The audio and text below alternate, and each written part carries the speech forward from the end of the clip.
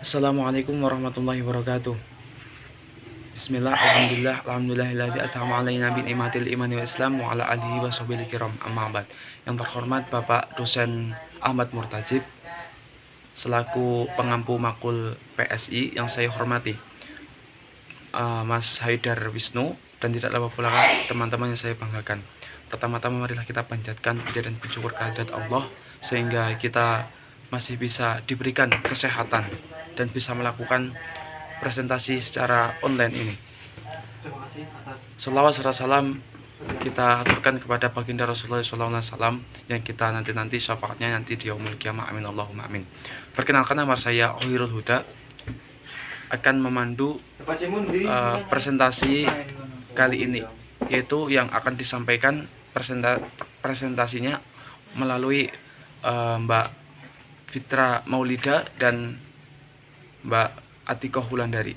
Untuk beliau kami silakan. Assalamualaikum warahmatullahi wabarakatuh. Terima kasih kepada moderator yang telah memberikan kesempatan kepada saya untuk mempresentasikan materi pada mata perkuliahan hari ini, yaitu dengan tema pendekatan sejarah atau historis dalam studi Islam. Pertama yang kita bahas adalah tujuan pendekatan historis dalam pengkajian Islam. Nah, apa sih tujuan pendekatan historis dalam pengkajian Islam itu? Nah, mari kita bahas bersama. Menurut Muhammad Yamin Abdullah, tujuan pendekatan historis atau sejarah dalam pengkajian Islam adalah untuk merekonstruksi masa lampau secara sistematis dan objektif, yaitu dengan cara mengumpulkan, mengevaluasi, memverifikasi, dan mensistematisasikan bukti-bukti dalam menegakkan fakta dan memperoleh kesimpulan yang kuat. Beliau menambahkan bahwa dan berbagai pendekatan manusia dalam memahami agama dapat melalui pendekatan paradigma ini. Nah, dengan pendekatan ini semua orang dapat sampai pada agama. Nah, di sini dapat dilihat bahwa agama bukan hanya monopoli bagi kalangan teolog dan normalis, melainkan agama dapat dipahami semua orang sesuai dengan pendekatan dan kesanggupannya. Oleh karena itu, agama hanya merupakan hidayah Allah dan merupakan suatu kewajiban manusia sebagai fitrah yang diberikan Allah kepadanya. Nah, pemahaman terhadap ilmu sejarah menjadi penting bagi kalangan intelektual hukum atau Islam untuk melihat mata rantai antara satu kejadian dengan kejadian yang lain, sehingga tidak terjadi distoris dalam menjustifikasikan sebuah peristiwa hukum. Begitu pula kajian sejarah menjadi alat ukur bagi kalangan intelektual dari berbagai disiplin ilmu dalam memilih dan memilah masalah. Selanjutnya adalah konsep pendekatan historis dalam pengkajian Islam. Bagaimana sih konsep pendekatan historis dalam pengkajian Islam? Nah, yaitu kita cara memahami pendekatan historis tidak bisa dilepas dari memahami terlebih dahulu akan makna kata tersebut. Nah, kata historis memiliki kedekatan dan kata history.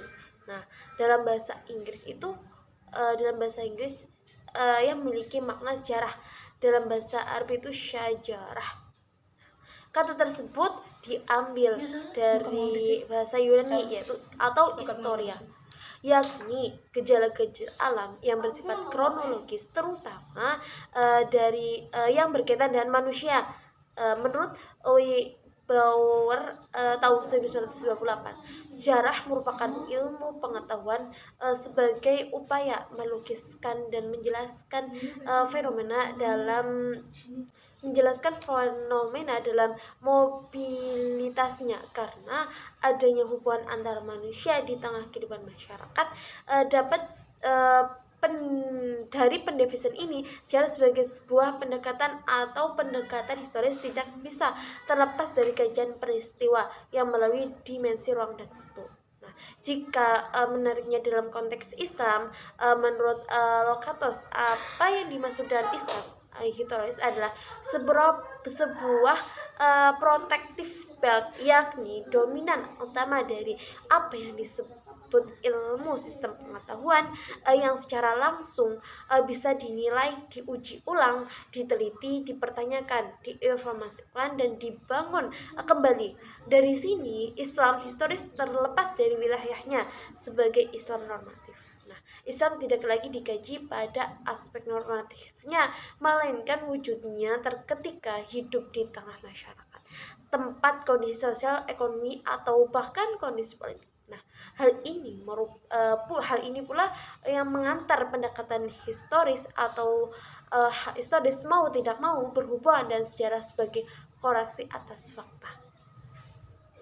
Hal yang perlu digarisbawahi adalah bahwa sejarah di sini bukanlah merupakan sejarah normatif, namun sejarah kritis yang tidak hanya melibatkan deskripsi, namun juga analisis motif dan juga kritik data. Dalam suatu penelitian atau aspek historis bisa ditempatkan pada dua posisi, yakni itu sebagai objek kajian dan ia sebagai alat bantu untuk mengkaji dalam arti sebuah bagian dari metode penelitian. Disinilah aspek penting yang harus ditentukan tentang apakah ia merupakan sebuah pengetahuan atau ia sebuah pendekatan. Nah, konsekuensi pendekatan historis dalam penelitian terhadap gejala-gejala atas fenomena yang terjadi mengharuskan untuk mempertimbangkan berbagai aspek.